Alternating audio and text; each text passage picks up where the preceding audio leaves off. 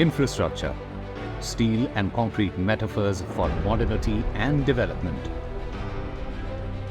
But so much more than just that. Infrastructure is the artery of growth.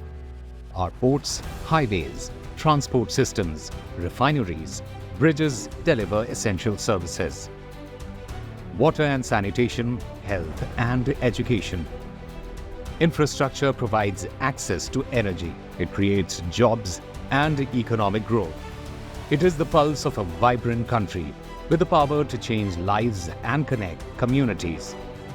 Equally, with the world facing a climate crisis, the responsibility on the industry to build India's growth story with infrastructure that is resilient and sustainable has never been greater.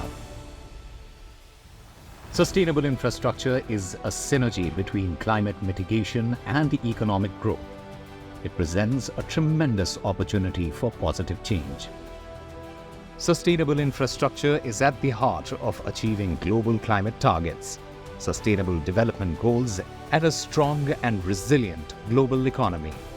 Welcome to Adani presents NDTV Infrashakti Awards, with knowledge partners the Infra Vision Foundation, India's biggest infrastructure campaign aimed at promoting equitable and sustainable development for the people, the economy, and the planet. Hello and welcome to the start of a conversation about sustainability and infrastructure. What are the strategies and the solutions that we need to deliver to ensure sustainable infrastructure that will help deliver a Viksit Bharat? What are the best practices in infrastructure from across the country that could be replicated elsewhere? What are the innovations needed for resilient infrastructure and the smart solutions to address these challenges? These are conversations that we want to start today. Of course, integral to this campaign are the Infrashakti Awards that will honor and celebrate change makers who are contributing to India's growth story. More on that in just a little while, but to introduce our panelists on this very special program, Karuna Gopal Vartakavi is president of the Foundation for Futuristic Cities and an independent director at Engineers India. Vaibhav Dange is a public policy expert on infrastructure, green fuels and sustainable mobility. And image guru Dilip Cherian, who wears all sorts of hats, depends on the occasion, but he's here on the jury for the Infrashakti Awards. I'd like to thank all of you very much for being with us. Karuna, let me come to you first. As the head of the Foundation for Futuristic Cities, someone who's influenced urban transformation in India, to what extent has sustainable and resilient infrastructure been part of your advocacy and of your work? I remember when I started working in the urban space, people called me elitist. They said that she chose to work in cities. But little did people realize that the intention is when you start working in a space that is so crowded with technology vendors, people into advocacy, activists, etc. There wasn't much room for sustainability or thinking on those lines. So when smart cities also was proposed, I was perhaps one of the only few people who spoke about embedding the principles of sustainability in creating infrastructure and deploying technologies. So to that extent, I had a ringside view of how infrastructure gets created and how important it is to look at sustainability for the future or for the country itself. Vaibhav, when we speak about sustainable infrastructure, what are some of the biggest barriers or challenges that you encounter? For a country like us, where our infrastructure backlog is very huge, still it's huge, though we have seen a lot of infrastructure growth, particularly into the transportation infrastructure, but the gap is still very high. Even for the urban infrastructure, gap is still high. So I think the biggest challenge is to ensure that we reduce that gap, but do it in a more sustainable manner. And therefore, I think India, not only globally, but even Indian cities are facing those challenges of choke block infrastructure, traffic jams, pressure on the urban utilities. So I think the sustainability as the part of thought process is something which that needs to be brought in at the concept level, and then going on to the engineering of it, materials use, more greener, sustainable material use, fuels use. So whether you are using green vehicles in transportation. So for example, hypothetically, tomorrow we convert all of our transport fleet to electric. That will not make our cities sustainable. So I think looking at sustainability from the each and every aspects of infrastructure is something, right from materials use to the last carbon probable footprint. Sure. Dilip, when we speak about infrastructure development, how important is it for us to never forget about equitable growth? That it cannot be just, infrastructure development cannot just result in growth for some and no growth for others. The issue there is access and the price of access. Yes, exactly. And I go back to the philosophy that when you're talking sustainable infrastructure, the planning is the most important part of it. I would rather spend 6 hours sharpening my knife and an hour cutting down, the wood or whatever you need to do. Okay? Hopefully not wood, since it's a non-sustainable kind of thing. But the point being that preparatory work, ideation at that stage, and innovation at that stage, that is part of what we tried to, for example, award during the process of these awards we were talking about. People with the thought process of making it priced right, available to a very large, everything need not be available to everybody, but you need to have something available to everybody. Right. And whether it's a transport solution, whether it's a water solution, a housing solution, very often the problem is that people think that this exact product needs to be available. It can't be. No. You need to make sure that you have something at every price range, and sustainability means being able to address that cost question in the right way, with the right planning and the right innovation. Karuna, you've also contributed to the 100 Smart Cities mission, and that's absolutely critical. So could you tell us a little bit about the 100 Smart Cities mission? How can the development of our urban spaces be carried out with environmental imperatives in mind? For example, much more green space is something that comes to mind immediately. But what else in creating the infrastructure that we seek? Well, the Smart Cities mission had a very good intention. Basically, we conceived it as standing at the intersection of economy, environment, and equity.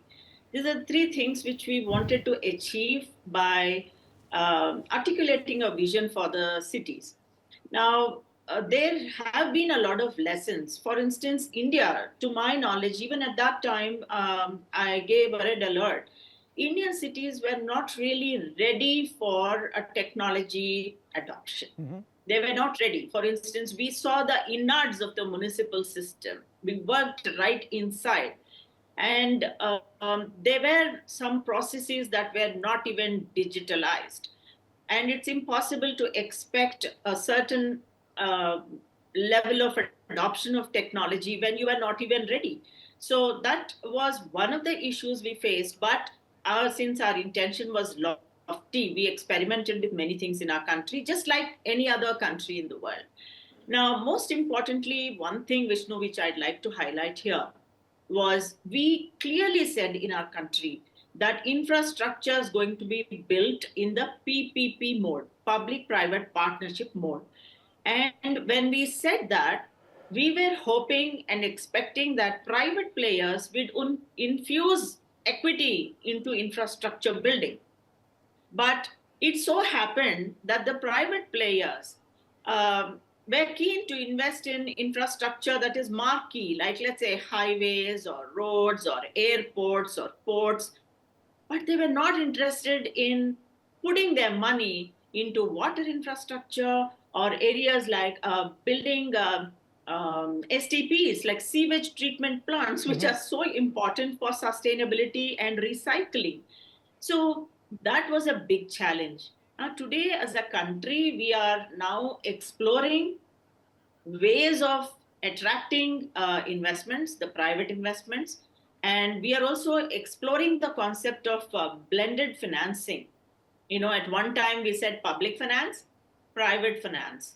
But today we are looking at blended finance, where we want public money, private money, we want grants, we want some CSR investments, We want some philanthropic investments into that, and even multilateral organizations putting in their money. We are trying to now diffuse the situation by exploring different financing models for infrastructure, and more so for sustainable infrastructure. Weber, what about policy interventions? It's all very good and all very well to think about a model of public-private partnership, but ultimately policy interventions will steer the course for sustainable infrastructure development and construction. Do we expect to see more of that from the government, and if so, what would you like to see? No, absolutely. Policy intervention is very, very critical. The bedrock in a sense. Very critical in making sure that our infrastructure becomes sustainable. I think sustainability, to make sustainability sustainable, we need to create value in sustainability. Right. So I'll give you a few examples. For example, we were talking about using recycling, green materials, reusing material to make infrastructure more sustainable.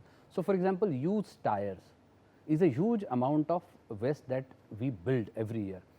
That is being now blended with the bitumen to improve the quality of the bitumen, reducing cost for the bitumen, and making infrastructure more sustainable. So sustainability has to be value generation for everybody, right from the technology, right from the policy makers to the investors and to everybody. Then only the model will be much sustainable. Sure. We're going to take a short break now. You're watching the first ever edition of the NDTV Infrashakti Awards.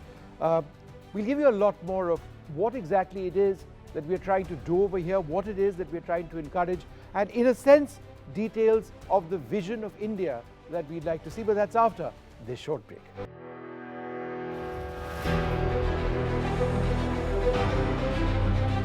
Welcome back. It's time now to introduce to you the first ever edition of the NDTV Infrashakti Awards with our knowledge partners, the InfraVision Foundation. Now, these awards, part of the Infrashakti campaign, celebrate outstanding infrastructure practices across India. Among our nominees are individuals, institutions, and projects who have innovated on smart solutions, created resilient infrastructure, and transformed lives through engineering feats, sustainable urban planning, water and transport solutions, and so much more. By celebrating and awarding these change makers at a grand event in New Delhi, and we promise it will be grand, we aim to inspire innovation and excellence across the country. We have an eminent, a wonderful jury that's deliberated to pick the winners. Dilip Cherian is with us here today. We also have Dr. Vivek Debroy, Chairperson of the Economic Advisory Council to the Prime Minister, Renu Sood Karnad, the former MD of HDFC Limited and the current Non-Executive Director of HDFC Bank Limited, the actor Gul Panag, who's also a sustainability advocate, and the social activist Professor G. Raghuram, Professor Emeritus at Gujarat Maritime University. So do head over to our website, ndtv.com/Infrashakti Awards, to see a full list of nominees. But here is where we need you, the public, to get involved. We have a 7th category, that is a People's Choice Award, and this is for inclusive infrastructure. Now, infrastructure, public facilities, building devices that create greater inclusivity and accessibility for people with disabilities. That's the website address on your screens right now. So please do go ahead and vote for the People's Choice category and do be a part of the Infrashakti Awards on this, the NDTV network. You know, Dilip, you've already gone through the rounds of judging the winners of this competition. You can break all the rules and tell us who the winners are now if you want, but should you choose not to do that, could you tell us at least about how the stories of a lot of those nominees who were actually pared down are really impressive? Their commitment to this entire cause is remarkable. You know, there are organizations and there are individuals, and I think the drama is in the story of individuals. The real story is of people in circumstances who find themselves needing to create a solution, and then fighting for that space. Right. And that the story of grit is as much a story of technology, of financing, but also of being able to carry that forward as not just a temporary band-aid kind of quick fix, but actually getting a solution which then can be either imitated, copied, or kept going for a long period of time. So as people watch the awards unfold, you will hear stories of individuals who fought against all odds, even organizations, communities coming together. I think those are where the real stories are, and there's a lot of drama in there. Karuna, let me return to you. Tell us 3 best practices or technical know-hows that could help scale up the adoption of sustainable infrastructure in India. Vishnu, we are living today when the 4th industrial revolution is operational, which means we have disruptive technologies that can seriously help us, like artificial intelligence, machine learning, geolocation devices. All those important things are right now at our disposal. Now, apart from that, the world, because of its focus on sustainability, has done an enormous amount of work on material science. Like, for instance, I have seen some buildings which actually have something called a bioskin. So based on the temperature, it's going to reflect, change its direction, and close the window, etc. So material science has progressed phenomenally. So now we have this ammunition with us. So any kind of an infrastructure that is being built today, right from the conception, right from the word go, technologies have to be deployed and used, and asset creation, asset management, and ensuring the asset is productive along the entire chain. We have technologies today available, and these have to be very, very sensibly utilized by us. But let me tell you here that they also complained at the point in time that this is not being used by many people. So technologies are there, and we are not really deploying those technologies. But if we do that, I think infrastructure can be made extremely sustainable. Yep. Today we're talking about passive technologies. Just by mere design, an architectural marvel can be created. Absolutely. You don't need technology there. No, I agree with you. In fact, I wanted to come across to Vaibhav. Another very important aspect is the reality of the times we live in. Climate change is upon us. So when we talk about infrastructure development, we need to be designing structures for greater heat, greater cold, variations in temperature. So the durability of construction is very important. Materials being used is important, and it has to be sustainable as well. Absolutely. I think we need to put in a lot of innovation and use of technology, both in terms of designing, using our different materials. For example, how can we reduce the use of material is something which is more sustainable. So for example, how do we reduce the use of extra concrete, extra steel? So for example, FRP is being used, which is more, greener, more cleaner than, say for example, or a lot of, as I said, creating value in making sure that these recycle or green materials can be further used. So for example, we created a value in using construction waste in the road highway construction, and that has helped reduce the extra waste that we create every day in our urban centers. So that can be adopted in our infrastructure development. Or for example, nowadays there are technologies available where you don't have to resurface your highways again and again. You can use the same material, recycle it, hot cold mixing, and relay the entire highway again and again. So I think the most important aspect is use of innovation and technology in everything we do. So whether it is designing, whether it is construction, whether it is our materials, whether it is our planning, as she said about using models. For example, we have been using few models in highway development on how do we integrate the traffic management for another 25 years. So those kind of models will help us build more sustainable infrastructure. Otherwise, we create a flyover, and probably before we complete the construction, the next square is already choco-block. Sure. So I think all those aspects need to be brought in. So I think effective use of technology at the highest level. Yeah. No, absolutely. Dilip, one more question. What are the sort of categories that you'd like to see being included for the next edition of the awards, and why do you think it is necessary to create platforms like this to recognize the work that we are talking about? We don't want this to be a one-off, essentially. We want this to be a conversation that continues. Why is it important to be having this conversation? I think the most important 2 reasons, I would say, is one, to show and scare, which is that if you don't do this, this is the consequences, which you talked about, climate change, catastrophic change which is happening. And the other is to, in a sense, infuse enthusiasm, because every winner generates 10 other aspirational winners who will say, hey, I need to do this, I need to show people that I'm doing this. And I think that that show and tell, which is the opposite of show and scare, Right. provides inspiration. Meaning, because the Infravision Foundation is committed to this path, we believe that round one is just the start. That building block will inspire others to compete, to send us stuff, but it will also make those changes Right. at the grassroots and at the supra planning level Sure. where it matters. If you can do it, that's great. If you can't do it, this is the consequence. Yeah.